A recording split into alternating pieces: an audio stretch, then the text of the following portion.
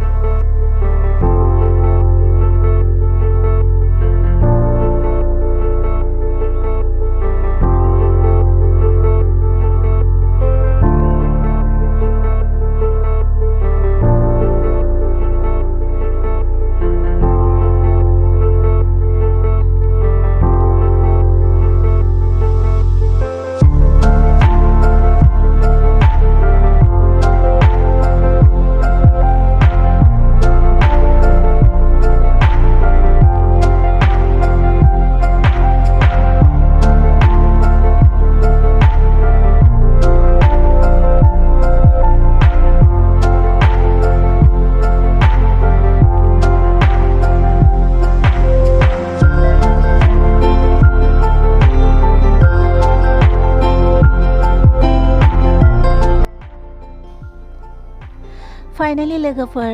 टावांनिफ्राय 52 kilometre journey खालामनानै बुमलायाव सफैबाय बेनो जाहैबाय इन्ड' चाइना बर्डार आंनि बिथिंजायनिया इन्डिया आरो आंनि बै उनथिंजायनिया चाइना माने बै न'नि बेराफारसेथिंजाय चाइना दायो पास लानांगौ सरि एन्ट्रि खालामग्रोनांगौ बेनिखायनो एन्ट्रि खालामग्रोना लानोसै आयो गोजांसोयो ओमफ्राय जा गोजौ दङ ओमफ्राय बेखिनियाव एसे लाखि आरो ना सान्दुं दुंदों दा एन्ट्रि खालामनायखौ नेगासिनो दं माला जागोन बैथिं थांगोन ना जोङो बैथिंजाय दे सफैबाय आङो ओमफ्राय ट्रेडिसनेल जोंनि दख'नाखौ मानसिफ्रा जा नायदों जा सोंदों आरो ना मा बुस्थु मा होननानै आरो ना गोजाननिफ्राय फैनायफ्रा बिराद मानसि दङ नायग्राफ्रा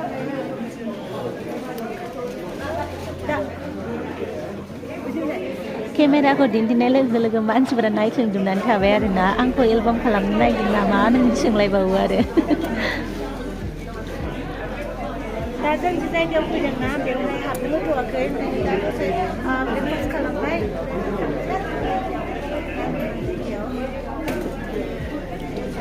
सोरबा VIP फैदों ओंखायनो जों नेगासिनो दङ लोगोफोर जोंनि बर' हारिमुनि सोमोन्दै सोरबा मिथिनो लुगैयोब्ला जोंनि बर' ट्रेडिसनेल दख'नाखौ सोरबा बाख्नायोब्ला जोबोर गोजोननाय मोनो नङा होनब्ला आरो बेयो जोंनि थाखाय जोबोर गोग्गाथाव बाथ्राबो नैबे बिथाङा आंनि दख'ना गाननायखौ नुनानै दांनाय बिलिरनाय जोबोर सोंथि सोंदों आरोना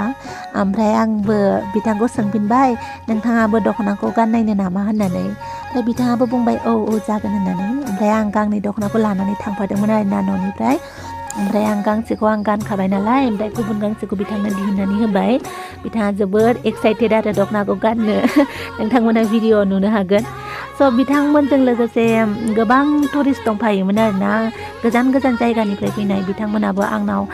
जोंनि हारिनि सोमोन्दै हारिमुनि सोमोन्दै जोंनि जानाय लोंनाय दख'नानि सोमोन्दै सोंदों आरो सोरबा सोरबा मिथियैफोरा मेखेला सादोरसो नामा होननानैबो सोंदोंमोन आरोना ओमफ्राय आं गासैनोबो एक्सप्लेन खालामनानै होदों आङो भिडिअ नोंथांमोननो खोन्थानो हागौमोन नाथाय मेथाइ गाबबाय थादोंमोन फारसेथिंजाय बेनिखायनो आं कपिराइट नांजानो गिनानै आङो भइस अभारसो होनांगौ गोनां जादों दै लोगोफोर ओमफ्राय नैबे बिथाङा आंनिख्रुइ एसे मोदोमा देरसिन आरो नोंथांमोना दा बडि स्टेमिं खालामदों होननानै दा सान बिथाङा डाबल गस्ला गानदों लंपेन्टबो गानदों आरोना बेनिखायनो दख'नाया एसे फिसा जाहैदों आरो थान्दा जायगायाव बेफोरबायदि डाबल गानबासो एसे मोदोमखौ गुदुं लाखिनो हायो थिग बिदिनो आंबो एसे डाबल गानदों आरोना बेनिखायनो एसे जायलम जायथम नुदों जानो हागौ आंखौबो स' बिथांखौ आं जेसेबां हायो एसेबां गानहोनो नाजादों आरोना समायना लुक नुहोनो थाखाय स' नोंथांमोना नायबाय थादो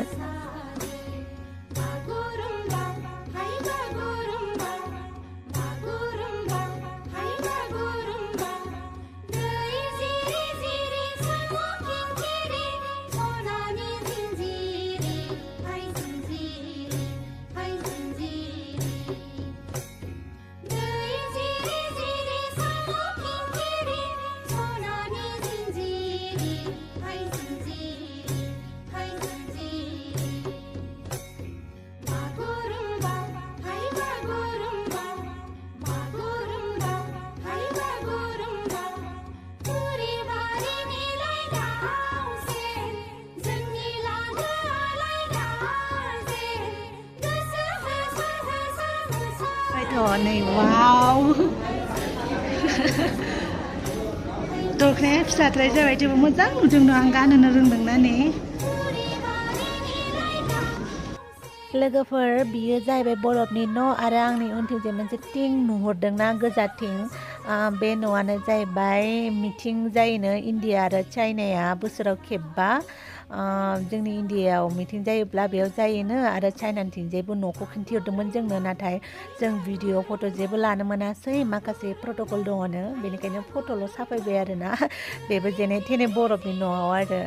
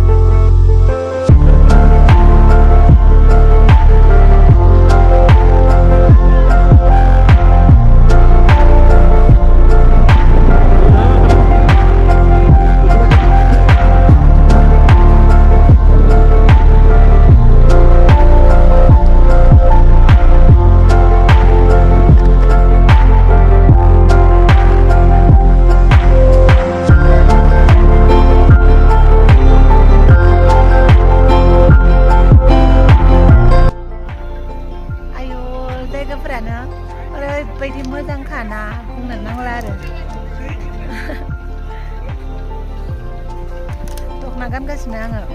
आंना दख'ना लांफानानै जा मोजां खालामदों आरोना माने आं दख'नाखौ लांफाखायो जेराव थाङा मानोना ओमफ्राय दख'ना गाननाय नुनाय लोगो लोगो मानसिफ्रा जा नायबाय आंखौ मा बुस्थु बियो होननानै बे हारसाफोरनिल' सानो आरोना हारसाफोरनि मेखेला नामा होननानै सोङो आरो ओमफ्राय नङा नालाय नङा बर' नालाय बर'नि दख'ना बिदिनो सोरखौबा गानहोबाय ओमफ्राय बहा मोनो बहा मायो बिदि सोंबाय आरोना ओमफ्राय दा आं बेफोरखौनो इन्जय खालामगासिनो आरो दा मोजां मोनखादों ओमफ्राय मोखाङा जा ग्ल' जालायदों सानसेयावनो मास मोनसे थालांबा आपेल फिथाइसो जालांगोन खोमा आं मोखाङानो जा मोजां मोनखादों जायगाखौ बेरायनानै आरोना नोंथांमोनाबो फैनो हागोन बेयाव फैनो थाखाय नोंथांमोना फार्स्ट बमदिलाव माबायाव टावाङाव थाफैनांगोन डाइरेक्ट बिसिम फैनो हाया टावांनिफ्राय नोंथांमोना गारि रेन्ट लानांगोन ओमफ्राय बे गारि रेन्टखौ लानानै रेन्टआव फैनांगोन आरो बाइकजोंबो फैजायो खिन्थु बाइकआव बुहुद माबा दङ आरोना माने झामेला दं आरो कमप्लिकेटेड आरोना बिराद पास नांगौ जायो बेनिखायनो डाइरेक्ट गावसोरनो पास खालामनानै होखायो नोङो जाय हटेलाव थायो आरो बे हटेलाव ओमफ्राय गारिखौ बिसोरनो मेनेज खालामनानै होयो ओमफ्राय नोंथांमोनहा फैनो हासिगोन आरो बुमला होननानै बुङो आरो चाइना बर्डारखौथ' जों खोन्थानो हायासै खाथियाव नुना फैदों खिन्थु जाबायदि भिडिअ लानो गोसोमोन नाथाय हायानो ओंखायनो लायासै जा मोजां खाङो जायगायालाय बैथिंजाय थांनानै बैनिफ्राय फैयै बेयाव दसे माबाबाय बेयाव ना माने गुरुद्वारका दङ बेहाय मन्दिर मोनसे दङ बेवहाय ब्रेकफास्ट होदों जोंनो ब्रेकफास्ट जानो बेखौनो ब्रेकफास्ट जादों आरो नै ब्रेकफास्टआ बियो दङ प्रसाद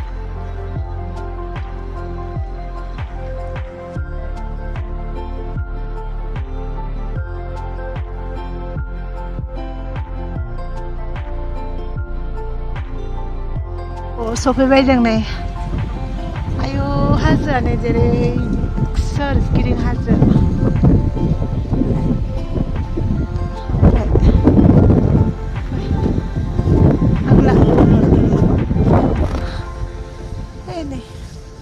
बेखौनो बुङो माधुरि लेक माधुरिया कयला फिल्म बानायनाया मोनसे मेथाइ माबा खालामदोंना सुट खालामदोंमोन ना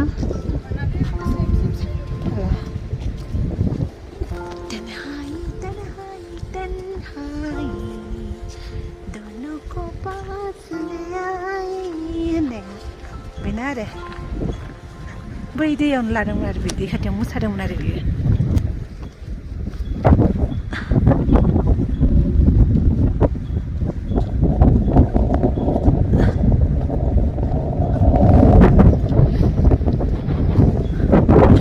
आयु जायगाफ्रा जा मोजांखा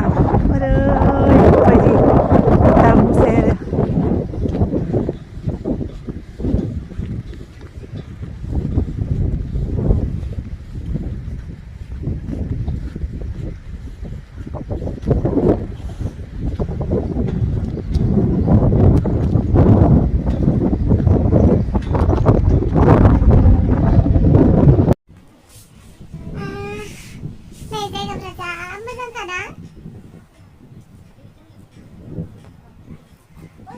दसे लान्च खालामनोसै एसे उखैनाय मुराया जेबो जायाखै आरो आङो बेफोरबायदि ट्रेभेल खालामबा ओंखाम जानो जेबो गोसो जाया ओंखायनो माबा मोनसे जानोसै मा जानाय दा मा अर्डार नाला बे मोनसेखौ जा बेखौ नै बिसिनिखौनो जानानै जेबो हाबला उदैयावनो जागोन मोनसे हा